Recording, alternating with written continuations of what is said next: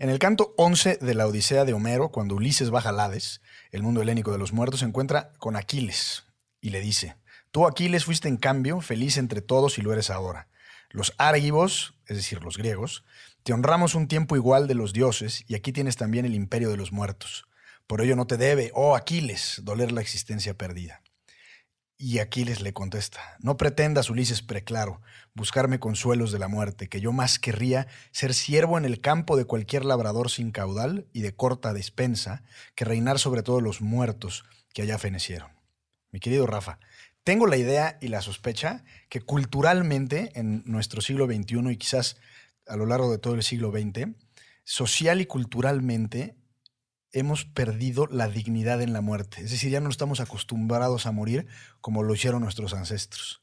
Sí, señor. Es una reflexión muy interesante y me parece muy acertada. Me gustaría que pensáramos quiénes reinan hoy en día en nuestra sociedad y reinan los jóvenes, ¿no?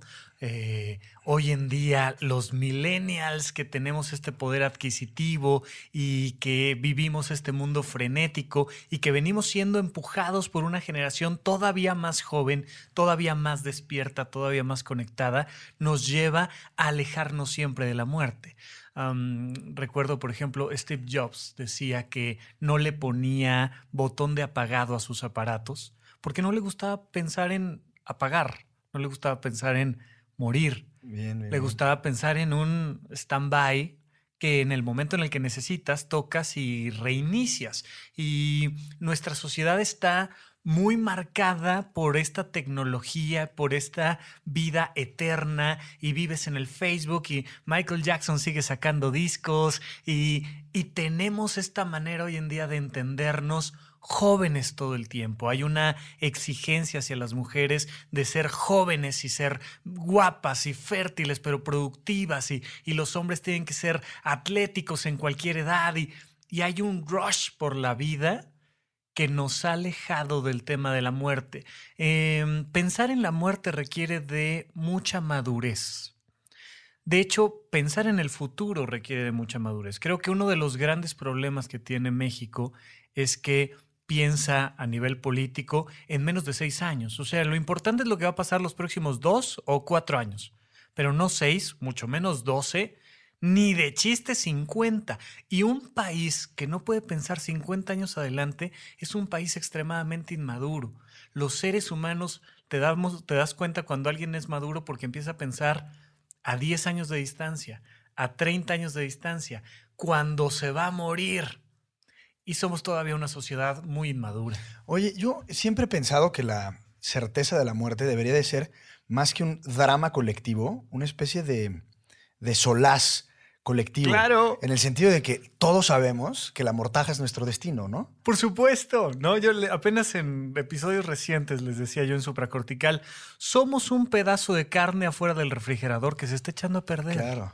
Punto. O sea, no somos otra cosa. Y en el momento en el que te reconcilias con ese proceso, te baja mucho estrés y mucha ansiedad. Porque hay este tema del éxito y de la vida y de... A ver, bajémosle tantito. Todos vamos para el mismo lado. Todos traemos más canas que el día de ayer. No pasa nada, pero requiere sí de aprender a darle la vuelta a la percepción de la muerte. Oye, y estábamos platicando que afuera del aire, si es que este espacio se considera como aire, pero hace tiempo, un par de años, leí un ensayo muy interesante sobre cuidados paliativos y algunos etcéteras, sí, para la gente que va a morir. Sí. Y la cifra era más o menos la siguiente, que el 20% del presupuesto del programa en Estados Unidos que se le llama Medicare, Ajá. que tiene que ver con el seguro social, Uh-huh. se dedica o destina al 5% de los pacientes en su último año de vida. ¿Qué significa esto? Y las cifras en México son bastante similares, me parece. ¿Qué significa esto? Que un enorme porcentaje de recursos públicos se le da a los pacientes que están por morir. La efectividad de ese recurso pues es casi nula, porque Claro. de todos modos se va a morir el paciente, ¿no? Sí. Y más allá de la distribución de los recursos públicos en el sector salud, porque este dinero se puede ir a prevención de enfermedades, a muchas otras cosas, pero me parece que también es una forma de extender la vida artificialmente. Y no sé si la palabra dignidad pueda tener sentido en esta reflexión, pero si te llega el momento en el que la huesuda toca a tu puerta, mucho en el libro de Saramago de Sí. las intermitencias de la muerte, pues hemos insistido mucho colectivamente, y me parece que ya está inscrito en nuestros códigos culturales y sociales, en el que no hay que hacer todo lo posible por no morir. Lo que te quiero decir es que si se individualiza esta reflexión, pues claro, échale ganas y otra quimio y otra transfusión y otro trasplante o lo que sea. Sí, sí. Pero colectivamente me parece que debe de haber un momento en el que digamos, ahí muere. Literalmente hablando. Ahí muere. O sea, me voy a morir sea hoy, mañana o dentro de 2 años, pero hacer las paces culturalmente con el hecho de que nos vamos a morir, no sé si sea contraintuitivo con la razón y con la naturaleza humana de sobrevivir. Sí, bueno, es contraintuitivo y al mismo tiempo no. Es decir, al final siempre, si te dan unos minutitos para que te avisan que ya te vas a morir, te dan unos minutitos para reflexionar, te reconcilias con la muerte. Es algo que en el mundo taurino se le llama buscar tablas, ¿no? Ya cuando el toro está buscando tablas, uno empieza a sentir que abandona el cuerpo y lo vas soltando y te vas reconciliando, pero sí es muy interesante cómo todo va enfocado, insisto, en nuestras generaciones a más vida, más intensidad, más luz, más ruido, más todo. Y me parece muy interesante cómo las legislaciones, las leyes, tienen un poco más conciencia del tema de la muerte que otras áreas. O sea, ahí está la idea, por ejemplo, del testamento, ¿no? Que es una manera muy interesante de honrar a una persona. El resto de los animales solo se muere. Los seres humanos tenemos que hacer algo con la vida que dejamos. Bueno, porque los animales no tienen propiedades. Porque los animales no tienen propiedades. El ser humano, como humano, se sabe dueño de lo suyo y del cosmos que le rodea. Al menos así lo entiende él.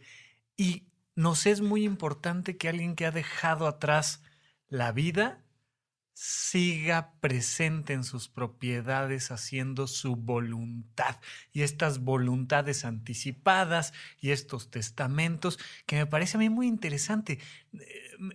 Se me hace raro porque no se les considera a los abogados como los más humanos o los más empáticos o los más... Si no es que al revés, ¿no? Si no es que al revés, y en mucha medida sí lo son los que están pensando en justicia, son los que están pensando en ética, son los que están pensando en un equilibrio, pues también están pensando en la dignidad. Entonces, esto que me planteas me hace preguntarme, bueno, ¿a qué le llamamos una muerte digna? ¿A qué le llamamos una vida digna?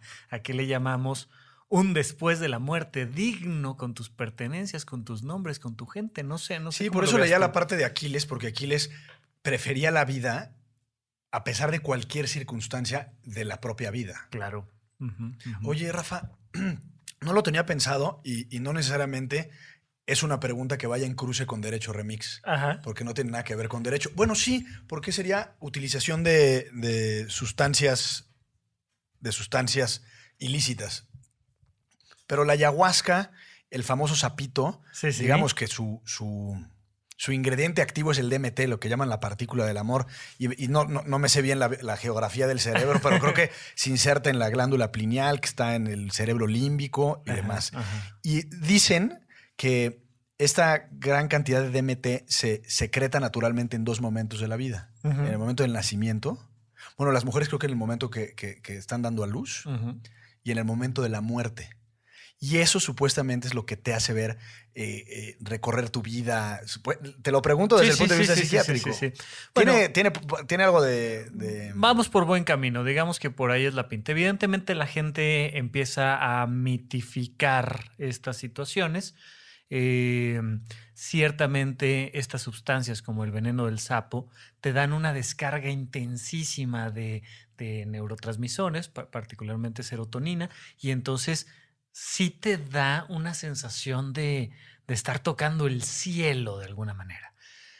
Realmente nadie sabe si esos picos se dan en el momento del nacimiento de la muerte, porque para conocer bien las cantidades de neurotransmisores liberados hay que hacer un licuado del sistema nervioso central y en un bebé es un poco complicado. Sí, hacer un licuado de bebé. Exacto. Es un poco complicado, pero suena lógico, y lo que sí te puedo decir es que las personas que han utilizado estas sustancias sí tienen esta experiencia de wow, liberación, sentido, paz interna, felicidad. Como siempre, el problema de las sustancias puede desencadenar de manera gatillo una enfermedad que estaba latente en el sistema nervioso central, pero si no es así, normalmente la experiencia pues es muy placentera, muy intensa. Incluso personas que desde afuera los ves y se la están pasando mal, están medio convulsionando, medio vomitando. Cuando les preguntas, oye, ¿cómo te fue? Te dicen, hombre, de maravilla. Y las personas que han estudiado las experiencias cercanas a la muerte te dicen que, bueno, pues una de dos, o si hay un Dios y si hay un cielo y si hay todo este tema del espíritu, o el viajezote que se avienta a tu cerebro para apagarse es bien intenso a nivel químico y te permite irte como relajadito. O sea, si ya te vas a morir, pues mira, prendamos aquí. Alivianado, ¿no? Sí. Con unos copales, cuando menos. Directito. Y entonces estas experiencias de vas hacia la luz y te reconcilias y perdonas a tu familia, todo esto que tiene que ver con las experiencias cercanas a la muerte es muy interesante porque toca los linderos del espíritu y porque de manera muy biológica te hace pensar cómo las sustancias que traemos nos permiten un botón de eyección donde el viaje esté mucho más divertido que el choque. Entonces es interesante. Sí, sí, cómo no. sí. Oye, regresando, Rafa, al presupuesto del 20%, ¿tú te parece que es correcta esa asignación de recursos en el último año de vida de las personas? O sea, tanto insistencia en procedimientos químicos, quirúrgicos para salvar la vida, tomando en cuenta el presupuesto, que es finito. Claro. Mira, yo soy una persona que considera, un poco como lo platicábamos hace rato, que hay un momento donde uno debe decir, mira, ahí muere, ¿no? Esa es como mi postura personal. Pero habría muchas maneras de abordarlo y a mí me gustaría regresarte la pregunta en un minutito. Pero bueno, es que es lógico. O sea, no vas a gastar el mayor porcentaje del presupuesto en individuos sanos, en individuos jóvenes. Una persona que ha sobrepasado los 5 años de edad y que tiene menos de 60 años no tiene por qué morir a menos de que sea en un accidente. O sea, las probabilidades de que se muera de una manera biológica son muy bajas. Entonces se me haría muy raro gastar un buen porcentaje del presupuesto en jóvenes, en adultos no tan mayores, y pues conforme va avanzando la vida de una persona, pues va requiriendo en vez de un medicamento durante un mes para el dolor, pues necesita 7 medicamentos, uno para la presión arterial, otro para la diabetes, otro para el cáncer, otro para no sé qué, bla, bla, bla. Y entonces pues los vas acompañando en un riel donde al final pues no le vas a decir, mira, como ya te quedan nada más 2 años, ya no te va a atender el cardiólogo, ya no te va a atender el ortopedista, ya no te... sino que ya es un tema de presupuesto.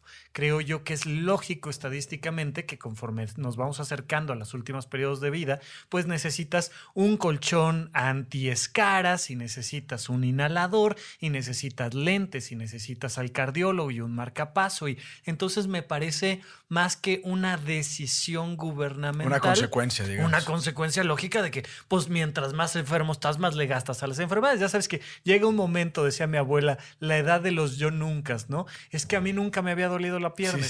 Y ya las conversaciones entre la abuela y sus amigas era de, no, hombre, yo fui con tal doctor que es muy atinado, deberías de ir y todo es este gasto, pero tú desde una perspectiva más de distribución de recursos, ¿cómo lo ves? O sea, lo que dices me hace mucho sentido, pero tomando en cuenta que México, y siempre en los malos índices somos los primeros y en los buenos índices usualmente somos los últimos de la tabla, sí, pero somos el país, me parece que es el primer país en términos relativos con sobrepeso. Sí, o sea, que es una cosa gravísima. Drama. Y la siguiente, que es más grave. La diabetes, ¿no? No, déjate tú. Hipertensión. Los niños, Los niños. que son el número 1 mundial, ¿no? Mundial en el planeta Entonces Tierra. yo lo que creo es, entiendo por supuesto que un señor o una señora de 75 años que tiene un problema, pues habrá que atenderle ese problema. Sí, señor. Pero quizás pensando, como decías tú hace rato, en el futuro, en tratar de presupuestar y programar, digamos, ciertos patrones, podríamos hacer el esfuerzo de precisamente tener señores y señoras de 65 años más sanos. ¿Cómo los puedes tener más sanos? Pues obviamente previniendo desde el principio ciertas conductas como alimenticias, etcétera, incluso de prevención médica tal cual. Claro. Entonces yo creo que la alocación, que es un anglicismo, pero la alocación de presupuesto debería de ser pensada también desde el punto de vista preventivo. Y entonces yo lo veo así. Al final, los técnicos o los especialistas saben y también tienen un código hipocrático, ¿no? Entonces dice, oye, yo tengo que salvarle la vida, no importa si es un señor de 90 años, ¿no? Claro. Pero lo que, digamos, te lo preguntaba por un lado, en ese sentido, y mi respuesta o reflexión también iría por el otro. Yo tengo, como casi todos, me imagino, quienes nos escuchan y quienes estamos aquí en Puentes y Casa Antifaz, gente que se ha muerto, gente cercana. Y a toro pasado, quizás yo creo que tratando de interpretar la voluntad de la persona que murió, le hubiera gustado morirse de otra forma. Quizás no insistir tanto en salvar la vida a como dé lugar, y por supuesto que sus circunstancias y condiciones de ese momento pues eran muy apremiantes, que a lo mejor hijos chicos, o a lo mejor un evento muy importante, una boda o alguna cosa así, o que el compadre salga de la enfermedad, es decir, mil cosas. Pero ya después, pues me parece que todo es relativo. Las experiencias de la vida al final, pues son lo que son, ¿no? Y tratar de extender un día más la vida para no morir, y eso lo decía Ajax, que Ajax decidió su propia muerte, se suicidó, es el único héroe de la mitología griega que se suicida. Okay. Hoy vengo muy clásico, muy helénico, pero sí, yo digamos que sería ese. Creo que hay la posibilidad de destinar los recursos de forma más eficiente. Sí. Y por otro lado es, a pesar del código hipocrático, pues, quizás perderle un poco de asco a la muerte. Sí, estoy totalmente de acuerdo. Y mira, en cuanto a mis convicciones políticas de las cuales poco hablo, yo siempre he dicho que es fundamental que desde la perspectiva gubernamental se hagan dos cosas: la buena utilización de los recursos y la educación. O sea, pues ambas al final del día. Son básicamente lo que nos cambia la vida por completo, y ciertamente estar gastando en resolver problemas en vez de en prevenirlos es una tontería. Entonces, me parece muy interesante. Sabater dice que nos convertimos en humanos en el momento en el que nos damos cuenta de que somos seres finitos, y estoy totalmente de acuerdo. Necesitamos madurar como sociedad, y para madurar como sociedad necesitamos, 1, saber que vamos a morir; 2, encontrarle sentido a una vida que se acaba; y 3, hacerlo de la mejor manera. Vamos a vivir de la mejor manera, educándonos y haciendo buena utilización de recursos. Fíjate, Gonzalo, que una cosa que a mí me ha llamado mucho la atención, platicábamos hace rato de cómo fue un poco mi experiencia de atravesar por un hospital psiquiátrico durante 4 años. Y de las primeras cosas que me llamaron la atención es que en el servicio de urgencias, algo que atiendes frecuentemente son personas con pensamientos suicidas. Es extremadamente común, es literalmente de todos los días. O sea, podríamos decir que al menos atendemos 365 personas que se quieren morir en el Instituto Nacional de Psiquiatría por año, seguramente son muchas más. Y cuando llega una persona, pues le empiezas a preguntar cómo está, por qué viene a consulta, y después de unos 5 minutos sale el tema de, ¿sabe qué, doctor? Que yo la verdad es que ya terminé de estar. Ya terminé de estar, ya quiero dejar esto atrás, yo me voy a suicidar y bueno, muchas gracias. Y entonces el trabajo del médico es hacer todo lo posible porque la persona acepte quedarse hospitalizado durante 21 días, 3 semanas es el promedio de estancia cuando una situación como esta sucede, y le dices, mira, quédate aquí con nosotros, vas a tener tu habitación, va a ser una estancia bastante agradable, te vamos a dar algunos medicamentos, vas a estar al cuidado de un doctor, psiquiatra, un residente que va a estar muy al pendiente de tu caso, enfermeros especializados. Quédate aquí con nosotros y dentro de 3 semanas... Perdón, ¿dices enfermeros ¿O son enfermeros y enfermeras? Enfermeros y enfermeras. Porque sí, yo tengo la idea de que en psiquiatría son más hombres que mujeres los enfermeros. Hay ¿no? más hombres, no hay más hombres que mujeres, pero hay más hombres que en otras áreas de Ok. la medicina. Y le dices, mira, dentro de 3 semanas te vas a sentir mucho mejor. Te lo garantizo. Y muchas veces la respuesta es, no, no, gracias. O sea, no, no, de verdad yo ya acabé de estar, ya, con permiso, buenas noches, gracias. Insistes, insistes, insistes. Y si la persona al final te dice que no, en ese momento tienes que pararte, abrirle la puerta y decirle que le vaya a usted muy bien. Le das una pequeña hojita que le dices, te recomiendo ir a otro hospital psiquiátrico, necesitas atención y es una recomendación, pero que le vaya a usted muy bien. La persona puede salir por la puerta caminando tranquilamente, haciendo uso de su voluntad y aventarse del primer puente que se le atraviese. Y no hay nada que nosotros, médicos residentes del Instituto Nacional de Psiquiatría, por decir cualquier otro, puedas hacer, porque la premisa es jurídica. Él tiene derecho de negarse a recibir atención médica. Él tiene derecho de quitarse la vida. Quitarse la vida no es un delito, es una decisión. Fomentar que alguien se quite la vida, eso sí es un delito. Pero si se quiere ir y quiere tomar esa decisión, se va. Por supuesto, los familiares se ponen de pestañas. Agárralo, enciérralo, inyéctalo, hazle. Pero la ley está de su lado en cuanto a la idea de, si te quieres morir, adelante. ¿Qué opinas tú un poco de esto? No hay tal cosa como actualmente el derecho a morir. En principio, Pero tampoco hay un castigo por de intentarlo, acuerdo, ¿no? de acuerdo. Pero no es que se le reconozca tal cosa como el derecho a morir. Yo creo, y sé que no es una postura, pues, ¿cómo le llamaríamos? Fácil. Fácil y, digamos, mayoritaria, pero yo creo que el ser humano, el individuo, tiene derecho a quitarse la vida. Entiendo que es un tema súper sensible, muy delicado, porque hay muchas circunstancias, Claro. como pueden ser depresiones y, digamos, el contexto Claro. psicosocial de la persona en el momento. Y en ese sentido creo que lo que habría que hacer precisamente es atención médica, de tal forma que la persona esté en sus 5 sentidos. Pero aún así, creo que el derecho a morir debe estar, si no reconocido, cuando menos normalizado. Siento que como especie nos damos demasiada importancia y quizás puede ser más en Occidente, más una tradición judeocristiana, porque somos, imagínate nada más, nuestra soberbia, nuestra arrogancia y egoísmo al pensar que somos hechos a imagen y semejanza de Dios. Tal cual, así. Entonces es sencillito. cámara, pues entonces sí, quitarme la vida que no es mía, porque me la dio Dios, porque tengo un alma y mis papás únicamente fueron una especie como de nave que llevó los gametos y mi mamá fue una especie de cilindro que me cargó, Ujú. pero entonces mi vida no es mía, es de Dios. Si quitamos eso de lado y esas creencias, yo creo que todos tendríamos que tener la capacidad para decidir, oye, yo quiero seguir vivo. No, ahora te preguntaría yo, si estamos hechos a imagen de Dios y Dios es el gran creador, el gran ser que toma la decisión de lo que hay y de lo que no hay, ¿por qué nosotros, hechos a imagen de Él, a imagen de su poder, no podríamos decidir sobre nosotros? Digo,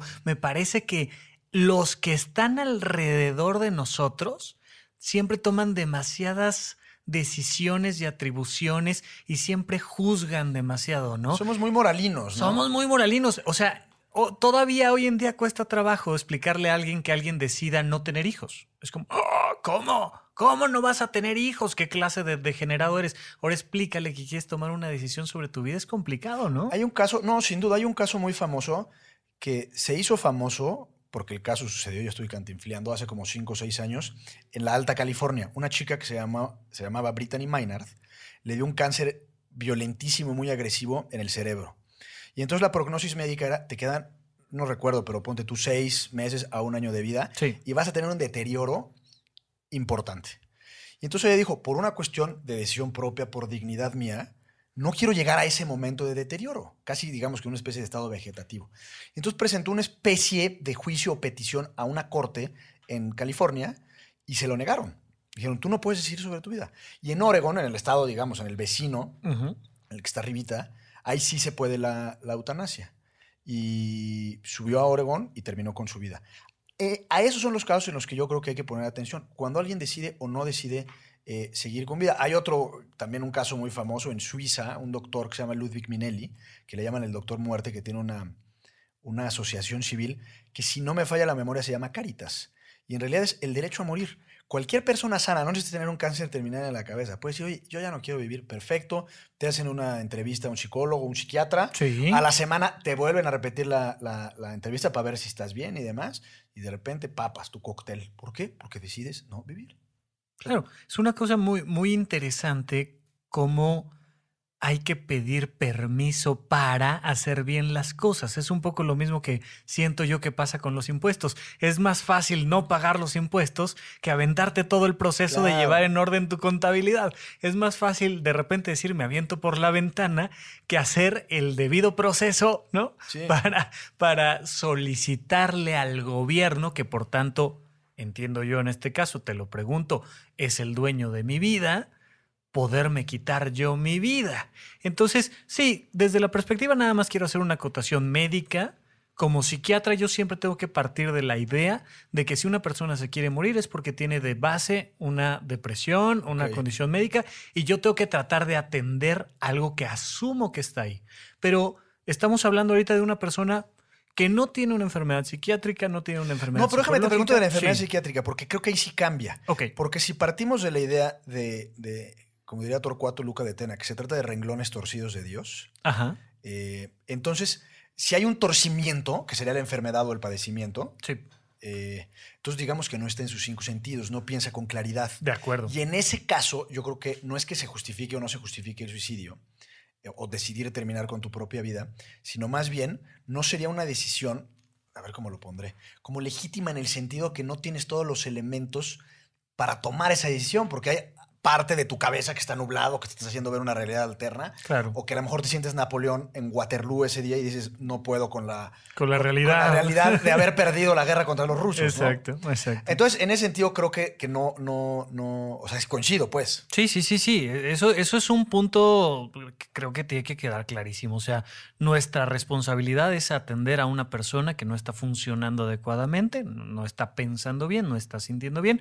Todos nosotros hemos tenido alguna ocasión donde una gripa tremenda nos hace decir, no quiero ir a esta cita, no quiero ir a chambear, no quiero ir a... Me vale si es la junta más importante de la vida. Tengo fiebre, estoy moqueando, tengo una diarrea tremenda. No voy. Y no estás tomando una decisión que tomarías si estuvieras medianamente sano, ¿no? Tu percepción del mundo cambia completamente con una uña enterrada, cambia completamente con una gripita. Entonces, con una depresión que implica mínimo 2 semanas donde todos los días te has sentido tan deprimido como para no bañarte, pues evidentemente cuando alguien llega así y dice, me quiero morir, le dices, brother, aguántate, mira, tómate este tecito, hombre, y vas a ver cómo cambia tu percepción. Pero sí hacer esa acotación para decir, bueno, por otro lado, hay personas que le han pensado, le han dado vueltas y dicen, mira, yo hasta tal momento, yo ya estuve, yo ya hice lo que tenía que hacer, ya no tengo un horizonte de posibilidades hacia adelante y quiero decidir cómo terminar con mi vida. Entonces, me parece que es muy legítimo. Yo creo que en ese punto coincidimos con esa visión, ¿no? Oye, y entonces, en México no está permitida, me parece que ninguna de las 32 entidades federativas, la eutanasia. Hasta donde yo tengo entendido, ¿no? Tú sabes más que yo. La ortotanasia, que es otro concepto que sí. se refiere a evitar la obstinación terapéutica. Sí. Sí está permitido en México, por ejemplo, en la Constitución Política de la Ciudad de México. Que requiere que tengas ahí tu voluntad anticipada, ¿no? Sí, pero bueno, hay dos. Está la ley de voluntad anticipada, que uno lo haces o con un notario o con, no sé si es el director del hospital o con el médico encargado o con una enfermera, pero ahí, estando de acuerdo, le puedes decir, oigan, hasta acá. Pero en la Constitución Política de la Ciudad de México ya se reconoce el derecho a una muerte digna. ¿Cómo se va a materializar e instrumentar eso en la realidad? No lo sabemos. Pero sí implica que en algún momento puedas decidir terminar con la vida en función, y ese también debe ser un derecho personal, a lo que tú o tu familia considere que es digno. Claro. Claro. ¿No? Es una cosa muy interesante y me parece a mí fundamental que la sociedad vaya caminando hacia allá. Y evidentemente siempre habrá quien en este momento arroje el aparato reproductor con el que nos está escuchando y diga, no, es que eso es peligroso y no se debe hacer. Ok, Si tú no te quieres morir, nadie te va a obligar. Pues si te obliga se llama asesinato y es otro tema. Sí. Pero estamos hablando de una persona que dice, por dignidad, yo me quiero ir de esta manera. Hay una persona muy, muy, muy querida para mí que me dijo, mira, nada más para que sepas, te puse ahí en mi voluntad anticipada, más allá de mis padres, más allá de... Si yo caigo en estas condiciones particulares, quiero que tú me desconectes. Y te pongo a ti, porque yo sé que eres la única persona que va a llegar con la frialdad de decir, oye, si me lo está pidiendo 20 años atrás, ¿cómo no? Con permiso, a ver el botón de pausa dónde está, el de apagado dónde está, con permiso. Pero es que es fundamental que caminemos hacia allá. Sí, de acuerdo. De acuerdo. Yo en algún momento estaba en una comida con mi familia y yo siempre he pensado que la muerte más honorable es el fusilamiento. Ok, muy clásico. Sí, es súper clásico, porque además siempre que te fusilan o cuando fusilan a alguien, usualmente es por sus ideas, etcétera, ¿no? Y entonces le dije a mi mamá, le hice prometerme que si llegaban ciertas condiciones, me fusilaría. Y entonces mi mamá lloraba, porque tenía unos sequilas encima además. Y me dice, te prometo que te fusilo. Te prometo que te fusilo con música de Juan Gabriel, cabrón. A ver con quién. Sí. Muy interesante, qué bueno que ya hayas elegido tu manera de partir. Es interesante porque sí, el ser humano es el animal simbólico y entonces el traer una medallita o el tener una imagen o el morir de cierta manera nos permite morir mejor. Entonces, bueno, hoy quiero estar con mi familia, no quiero estar conectado en un hospital. Ok, perfecto. Y me da gusto que al menos ya, la bioética tuvo este temita como en los 80s, 90s, como muy a flor de piel, este tema de la ortotanasia, ¿no? Decir, bueno, una cosa es que le pongamos soluciones y un analgésico, pero ya estar haciendo este encarnizamiento terapéutico es un exceso.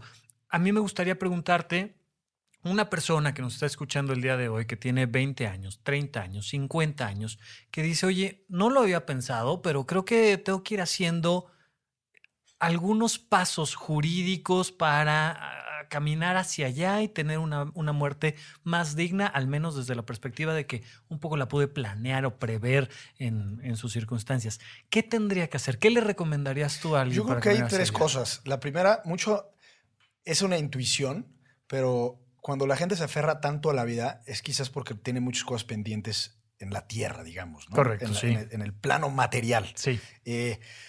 Pues tratar de tener en orden sus cosas. Cosa rarísima en nuestro país. No, oye. digamos, pero poder pues, tener un guardadito. Si tienes una feria que te sobre, pues a lo mejor gastarlo en un seguro de vida, porque sabes que si algo te pasa, pues a lo mejor a tu familia o a tus hijos les cae una lana. Eso, de entrada, es una tranquilidad, ¿no? Por otro lado, tener tu testamento. Y el testamento no tiene que ser nada complejo. Eso yo dejo de únicos y universales herederos y la lista de tus 5 personas favoritas. Tal. Y el gobierno la reparte, y la ley la reparte. Y pues bueno, la ley de voluntad anticipada creo que también es importante. Hay un caso de un doctor, era un psiquiatra gringo, no me acuerdo su nombre, que le dio una enfermedad. Padre e hija eran psiquiatras y le dio una enfermedad. Y entonces, esto creo que es muy importante. Y en México, aunque supuestamente, y lo pongo entre comillas, estamos muy acostumbrados a hablar de la muerte y tenemos una relación muy, muy de machos con la muerte. En realidad no. Lo que recomendaba, y me parece que es muy inteligente, es hablar entre familia sobre estas cosas y no evadir a los temas que pueden parecer escabrosos, oscuros, que en realidad no lo son. Pues todos nos vamos a morir en algún momento, es tan natural como nacer. Este doctor le dijo a su hija, tú desconéctame el día en que no pueda comer chocolate. El chocolate es irrelevante.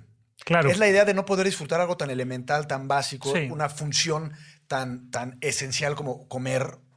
Digo, si no puedo comer chocolate, o pudo haber sido helado, o unos malvaviscos, o unos taquitos de suadero, lo que sea, pero ahí ya no quiero vivir. Si no puedo comer algo tan elemental, para mí no tiene sentido la vida. Y así fue, y lo desconectó, porque después de la operación que le hicieron, que fue la típica operación de 24 horas, pues perdió muchísimas funciones, entre ellas, creo que la movilidad de la lengua. Sí, la capacidad de tragar, seguramente, alguna cosa así. Pues juegue. Sí. Héctor Suárez dice, ¿no? Que ¿Héctor Suárez Gómez? No, el padre, ¿no? Dice que los mexicanos decimos mucho que nos reímos de la muerte, pero la verdad es que no. Y si sí, es una risa muy nerviosa. Sí, 100%. Entonces sí es muy interesante porque en realidad es un temita que vamos dejando ahí para el último, ¿no? Sí. Ahí a ver cuándo.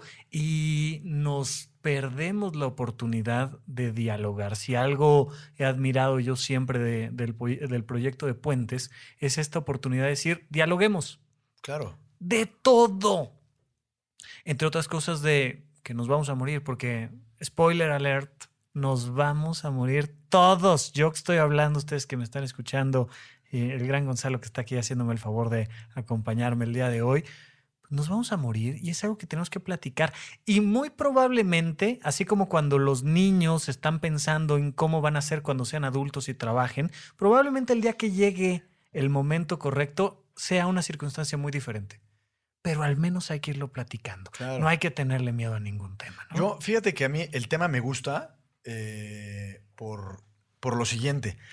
Hay varias metáforas, pero varios mitos en realidad. Uno de los más importantes es que cuando Quetzalcóatl sale de Tula y se va hacia Oriente, razón por la cual mucho tiempo después Moctezuma pensó que Cortés era Quetzalcóatl porque llega de Oriente.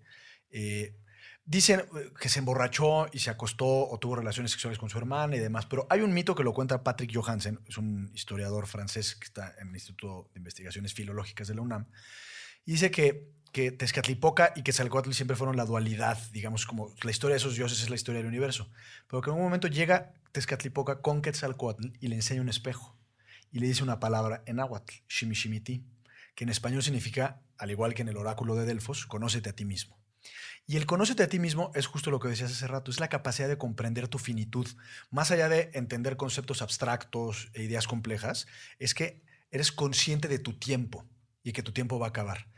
Si eso es algo que nos define a partir de las revoluciones cognitivas o de lo que sea, como seres humanos, creo que la consecuencia directa es poder decidir en qué momento y cómo terminemos con esa conciencia que nos hace saber que nos vamos a morir.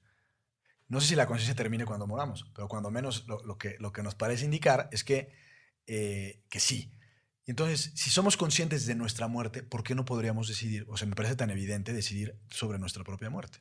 Algunas recomendaciones para las personas que nos hacen el honor de apoyarnos en Patreon y que nos acompañan en este episodio, pues yo quería platicar de algunas recomendaciones.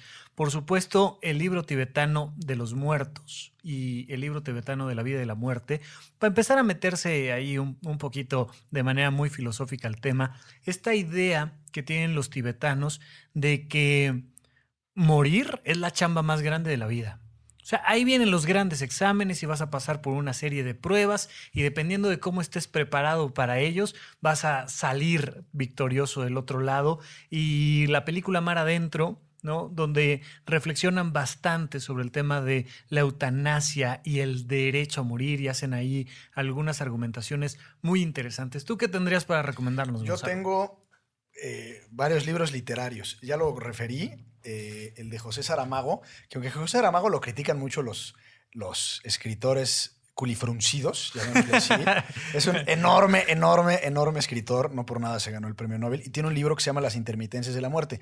La premisa de ese libro es que de repente en determinado país la gente deja de morir, tal cual. Okay. Y tiene que ver con la geografía política, porque pasando la frontera se morían. Uh-huh. Y después se desarrolla la historia de forma fascinante, porque la muerte se da cuenta, y no cualquier muerte, porque hay muchas muertes. La muerte participa y demás. Ese es uno. Hay otro libro de Mario Benedetti, también brutal, que se llama Gracias por el fuego, que tiene que ver con la idea del parricidio, de matar al padre. Que es fundamental para, sí. para el crecimiento personal. Claro, ese es un librazo. Otro libro que es sobre matar al hijo, es un libro que ya lo he recomendado aquí, que se llama Beloved, de Toni Morrison, la mujer escritora que murió hace no más de 2 meses. Okay. Y el contexto es después de la Guerra Civil en Estados Unidos o la Guerra de Secesión, ya se había abolido la esclavitud. Y en ese contexto es que una señora en determinado momento tiene que matar a su hija para evitar que unos blancos se la lleven. Entonces es desgarradora. Y por último, otro escritor israelita recientemente muerto también que se llama Amos Oz. Tiene un libro que se llama Hasta la muerte. Soy muy mortorio, como puedes ver. Hasta la muerte, que es un libro que se desarrolla en el contexto de las... se me fue la palabra. las cruzadas. Ajá. Y es un francés que determina ir a Jerusalén a rescatar el cáliz precioso, pero en realidad va a caminar hacia su muerte, por eso se llama Hasta la muerte. Es un libro muy vaporoso, como muy nebuloso. Todo el tiempo estás así como en bruma constante. Oye, maravilloso. Nada más ahí para hacer una acotación, mi gran maestro, el doctor Alfonso Ruiz Soto, 2 comentarios que hace él. Uno de ellos dice: el gran amor de un padre hacia su hijo se demuestra cuando no lo mata, cabrón, porque dan unas ganas. Claro, de verdad claro. que dan unas ganas. Y escribió hace muchos años un cuento que ya no van a encontrar por ahí, entonces solo les dejo la imagen, que se llamaba El día que murió la muerte. Entonces se va muriendo todo el planeta Tierra, va quedando exclusivamente vivo un ser humano que está a punto de morir. Y entonces vemos llegar a la muerte arrastrándose porque ya no va a haber a nadie más a quien matar. Es el día que murió la muerte. A la hora que te mueras tú, me muero yo. Claro. Se vuelve una idea qué buen concepto, interesantísima, sí. Interesantísima. Gonzalo, muchísimas gracias Mi por Rafa, las al contrario, recomendaciones. gracias a ti. Y recuerden, amigos y amigas, escuchar Supracortical todos los viernes. Y no se pierdan Derecho Remix todos los lunes en puentes.mx, en sus plataformas preferidas y en patreon.com/puentesmx.